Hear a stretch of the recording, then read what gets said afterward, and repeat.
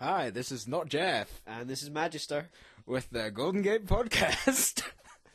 But yeah, we decided to play a couple of games, just because Dio and McMicken advised us to do it, just for something different. Well, the first one we played was a sort of strategy RPG. It was It reminded me a lot of Advanced Wars, and you were saying it's kind of Super Robot Wars is what it's based off. Yeah. It seems to be. Never played it myself, but Me neither. But yeah, it seemed quite good. Like I played through a couple of levels myself, and I didn't die, which makes a nice change. You're See if a it was bit farther on than I am, anyway. So yeah, because it was in Japanese, we couldn't really follow the plot Nah. too much. But you know, we make up plots as we go along if we feel necessary.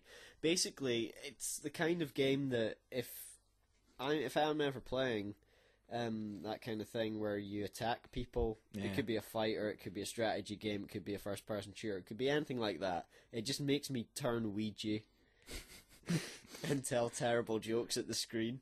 Maybe I should explain exactly what happens. Basically, it's as I said, it's a strategy RPG, so you can send someone to attack, and like you can switch on a little animation that will actually perform the attacks and then the counterattacks and all that.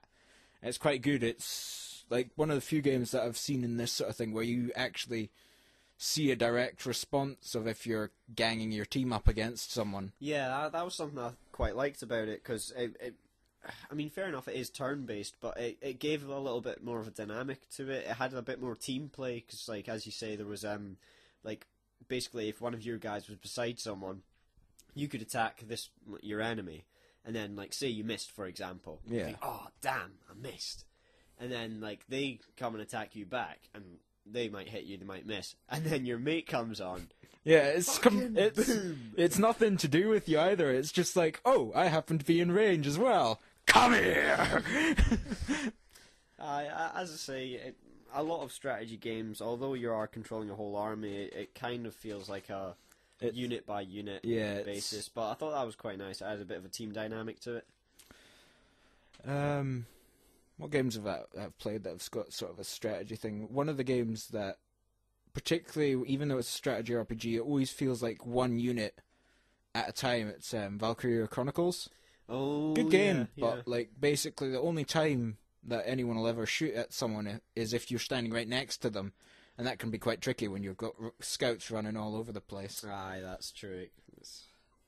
I mean, I don't know. Maybe it's something that if they were making a sequel to it, they could add to it. I think that'd be to it. I think. All right. Mind you, it seems to have different plot, but same kind of mechanic. Really, it's for the PSP. No, fair enough. I'll have to borrow mine back off my mate. Oh. And the other one. And the other one. Oh dear. It's one of these simple games. Like, it reminded me a lot of like Puzzle Quest. I don't know if you've ever played them. Yeah. It's basically you're just moving gems and you're matching stuff up. It's like a PvP version of Bejeweled, except that instead of like always having a screen, it's a slowly filling screen. And the idea is to flood the other person's screen. Yeah, and I think that's probably, like, as a single-player game, I don't think it'd work, but just the fact that... It's sort of, it's... You get the same kind of, oh shit, kind of ness to it, like, once it's... Yeah, I mean, it's...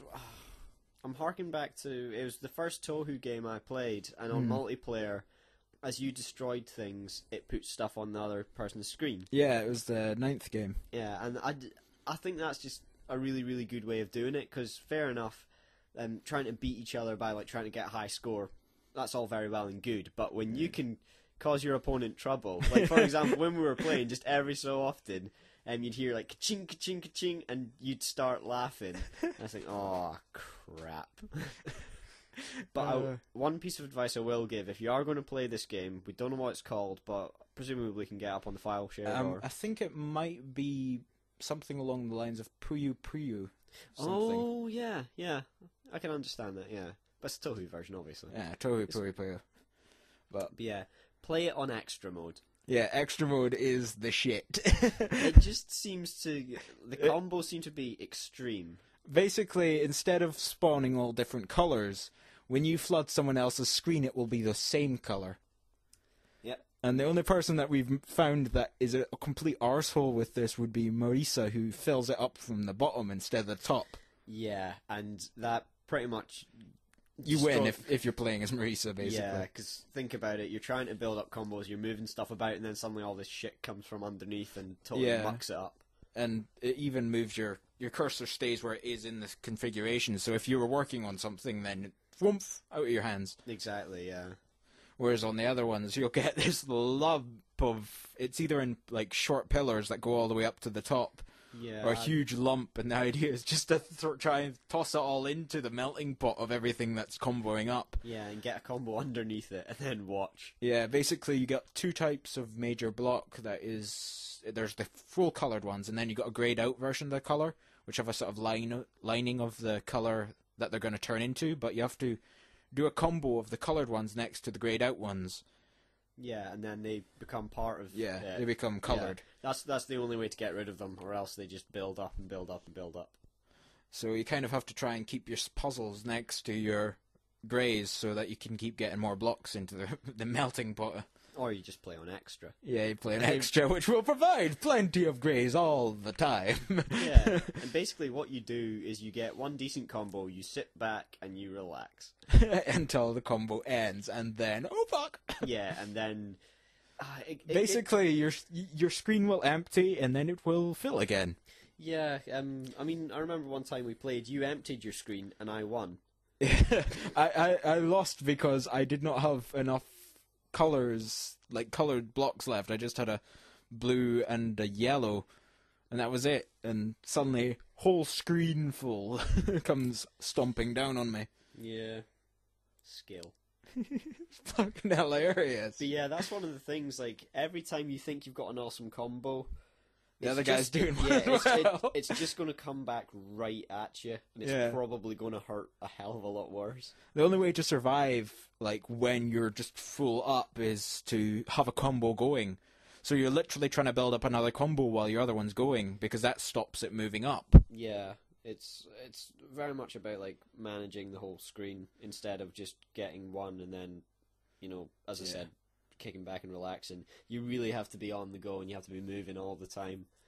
I think the best situation you can get is if you're playing the extra mode, and if you get a baseline of all different colours, and then just the line above it is all blue. Mm-hmm. Or you can get it all blue. It'll just sort of go thump, thump, thump, thump, thump, thump, thump, and all the blue layers will just disappear. Yeah, and appear over at my screen. Yep. We have a rather nice little screenshot from that. Yeah. Our final battle. I think we should put that up as like the because you know how we have a picture for the podcast, because obviously we can't use Dio and McMicken's avatars because that's just, you know, nicking it. Yeah, we can use that. No, we'll do. We're quite proud of it. We won't tell you what it is, but you know, mighty impressive. If I do say so myself. I can still see the blocks fizzling in my eyes. So this might seem like a stupid question, but favourite out of the two? They're both completely different games. Completely different games. I think it's like comparing, a strategy game to an FPS almost. One's got just action in your face, and the other one's kind of like, okay, I have to work out what I'm doing here, kind of thing. Yeah, I mean, the first game we played, it was quite satisfying. Like, as the A-Team said, I love it when a plan comes together. Kind of thing. That you get that satisfaction from a strategy game, but at the same time, I'm a sucker for, like, simple little games where you can just fuck your opponent up.